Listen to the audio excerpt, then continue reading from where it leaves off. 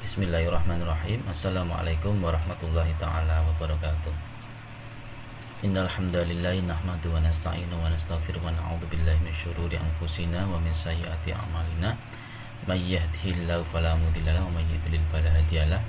Asyhadu an la ilaha illallah wahdahu la syarika lahu wa asyhadu anna Muhammadan abduhu wa rasuluhu la nabiyya ba'du. Semangat pagi anak sekalian, seluruh siswa dan siswi kelas 10 perhotelan yang dirahmati Allah. Bertemu lagi dengan saya melalui channel YouTube ini dalam rangka mempelajari materi tentang toharoh atau bersuci untuk episode yang kedua.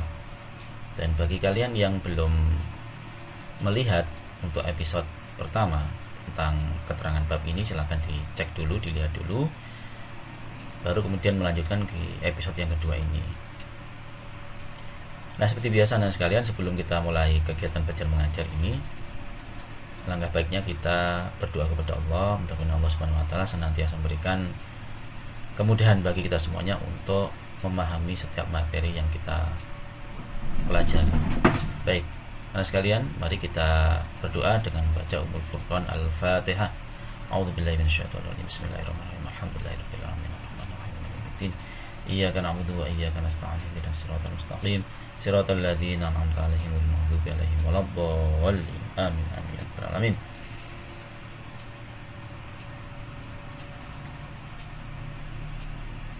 Pada pertemuan yang lalu anak sekalian, kita sudah mempelajari bab yang terkait dengan taharah ini, dan juga sudah saya jelaskan. Namun pada kesempatan kali ini kita akan melanjutkan kelanjutan dari bab taharah ini, yaitu tentang dalil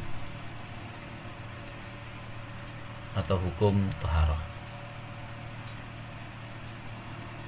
Pada layar slide ini bisa kalian amati, yaitu Quran surat Al-Maidah surat kelima ayat ke-6. Saya bacakan, boleh diikuti dari rumah.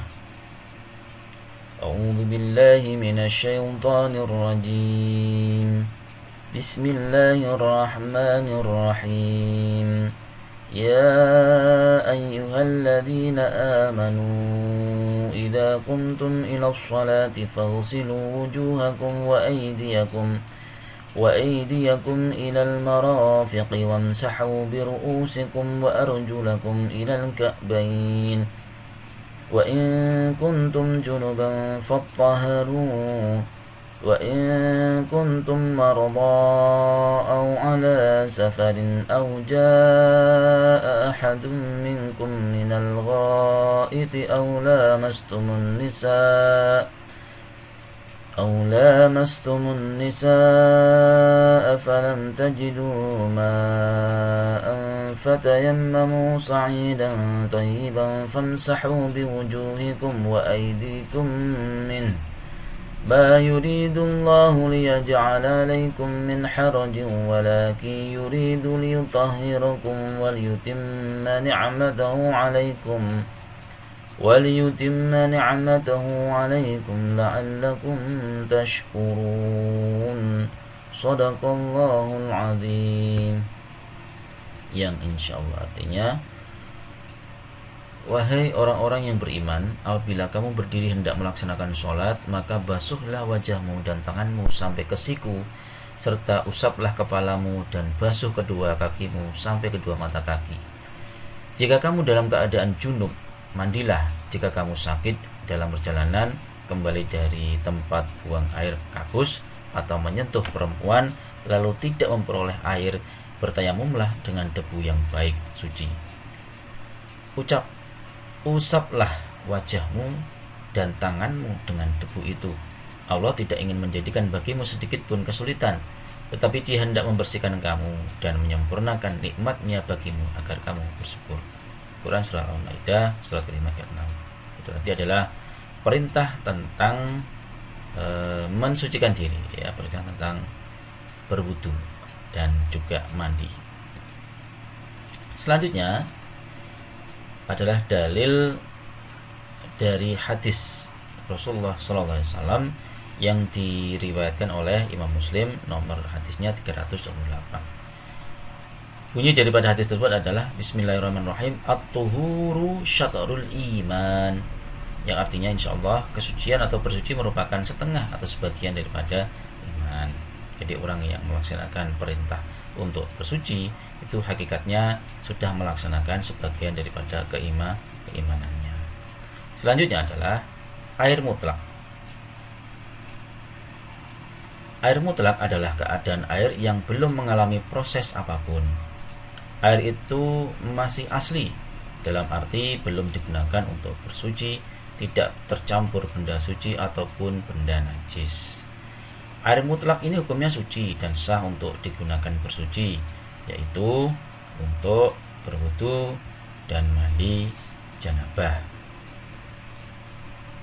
Dalam fikih dikenal dengan istilah thahirun li nafsihi mutahhirun li ghairihi.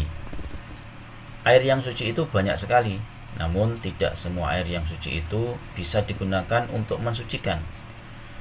Air suci adalah air yang boleh digunakan atau dikonsumsi, misalnya air teh, air kelapa, atau air-air lainnya. Namun belum tentu boleh digunakan untuk mensucikan, seperti untuk berwudu atau mandi. Maka ada air yang suci tapi tidak mensucikan, namun setiap air yang mensucikan pastilah air yang suci hukumnya. Nah, di antara air-air yang termasuk dalam kelompok suci dan mensucikan ini antara lain adalah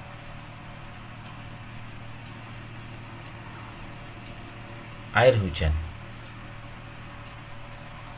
Air hujan yang turun dari langit hukumnya adalah suci, bisa digunakan untuk berwudu, mandi janabah, atau membersihkan najis pada suatu benda.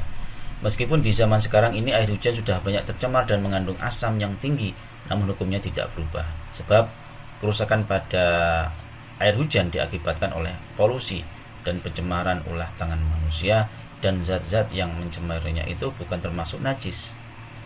Yang kedua, ada salju. Salju sebenarnya hampir sama dengan hujan, yaitu sama-sama air yang turun dari langit.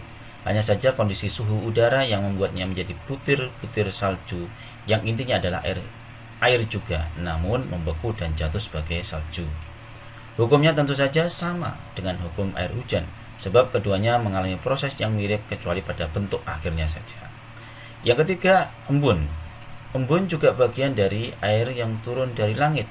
Meski bukan berbentuk air hujan yang turun deras, embun lebih merupakan tetes-tetes air yang akan terlihat banyak di hamparan dedaunan pada pagi hari. Maka tetes embun yang ada pada dedaunan atau pada barang yang suci bisa digunakan untuk mensucikan, baik untuk berwudu, mandi, atau menghilangkan najis. Dalilnya sama dengan dalil di atas, yaitu hadis tentang doa iftitah riwayat Abu Hurairah radhiyallahu an. Yang keempat, air laut. Air laut adalah air yang suci dan juga mensucikan, sehingga boleh digunakan untuk berwudu, mandi, janabah, ataupun untuk membersihkan diri dari buang kotoran istinja. Termasuk juga untuk mensucikan barang, badan, dan pakaian yang terkena najis. Meskipun rasa air laut itu asin karena kandungan garam yang tinggi, namun hukumnya sama dengan air hujan, air embun, ataupun salju. Bisa digunakan untuk mensucikan. Kemudian yang kelima, air zam-zam. Air zam-zam adalah air yang bersumber dari mata air yang tidak pernah kering. Mata air itu terletak beberapa meter di samping Ka'bah sebagai sebuah sumber mata air pertama di kota Mekah. Sejak zaman Nabi Ismail alaihissalam dan ibunya pertama kali menjejakkan kaki di wilayah itu, selain disunahkan untuk minum air zam-zam, juga bisa dan boleh digunakan untuk bersuci, baik untuk wudu, mandi, istinja, ataupun menghilangkan najis dan kotoran semua badan, pakaian, dan benda-benda. Semua itu tidak mengurangi kehormatan air zam-zam. Yang keenam, air sumur atau mata air. Air sumur, mata air, dan air sungai adalah air yang suci dan mensucikan, sebab air itu keluar dari tanah yang telah melakukan pensucian. Kita bisa memanfaatkan air-air itu untuk wudu, mandi, atau mensucikan diri, pakaian, dan barang dari najis. Dalil tentang sucinya air sumur atau mata air adalah hadis tentang sumur Budo'ah yang terletak di kota Madinah. Yang ketujuh ada air sungai. Sedangkan air sungai itu pada dasarnya suci karena dianggap sama karakternya dengan air sumur atau mata air. Sejak dahulu umat Islam terbiasa mandi, wudhu atau membersihkan najis termasuk istinja dengan air sungai. Namun seiring dengan terjadinya perusakan lingkungan yang tidak terbendung lagi, terutama di kota-kota besar, air sungai itu tercemar berat dengan limbah beracun yang meski secara hukum barangkali tidak mengandung najis, namun air yang tercemar dengan logam berat itu sangat membahayakan kesehatan. Air mustakmal. Jenis yang kedua dari pembagian air adalah air yang telah digunakan untuk bersuci. Maksudnya adalah air yang menetes dari sisa bekas wudhu di tubuh seseorang atau sisa bekas air mandi janabah, di mana air itu kemudian masuk lagi ke dalam penampungan. Para ulama sering menyebut air sejenis ini dengan air mustakmal. Air mustakmal berbeda dengan air bekas mencuci tangan atau membasuh muka atau bekas digunakan untuk keperluan lain selain untuk wudhu atau mandi janabah, sehingga air bekas mandi biasa bukan janabah tidak disebut dengan air mustakmal.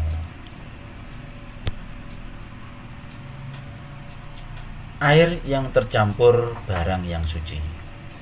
Jenis air yang ketiga adalah air yang tercampur dengan barang suci atau barang yang bukan najis. Hukumnya tetap suci, seperti air yang tercampur dengan sabun, kapur barus, tepung, dan lainnya, selama nama air itu masih melekat padanya. Namun bila air telah keluar dari kriterianya sebagai air murni, air itu hukumnya suci namun tidak mensucikan. Tentang kapur barus, ada hadis yang menyebutkan bahwa Rasulullah SAW memerintahkan kita untuk memandikan mayat dengan menggunakannya. Air yang tercampur barang yang najis. Air yang tercampur dengan benda najis itu bisa memiliki dua kemungkinan hukum, yaitu antara air itu berubah dan tidak berubah setelah tercampur benda yang najis. Kriteria perubahan terletak pada rasa, warna, atau bau aromanya.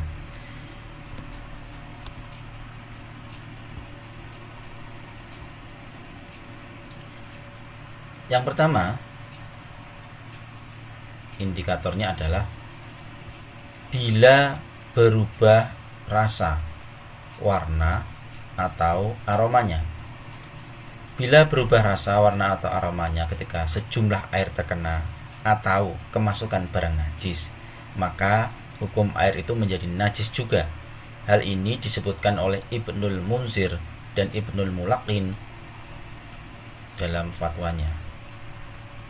Kemudian yang kedua, bila tidak berubah rasa, warna, atau aromanya.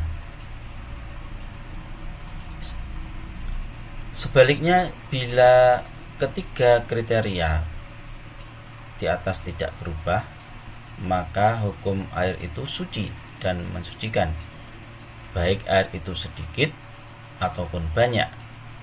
Dalilnya adalah hadis tentang A'rabi, Arab kampung yang kencing di dalam masjid.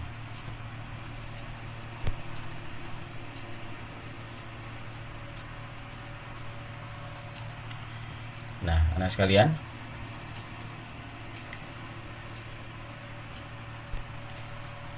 sampailah kita pada suatu kesimpulan bahwa Islam adalah agama kebersihan. Perhatian Islam atas dua jenis kesucian, yaitu hakiki dan maknawi, merupakan bukti otentik tentang konsistensi Islam atas kesucian dan kebersihan, dan bahwa Islam adalah peri hidup yang paling unggul dalam urusan keindahan dan kebersihan. Yang kedua, Islam memperhatikan pencegahan penyakit, termasuk juga bentuk perhatian serius atas masalah kesehatan, baik yang bersifat umum atau khusus, serta pembentukan fisik dengan bentuk yang terbaik dan penampilan yang terindah.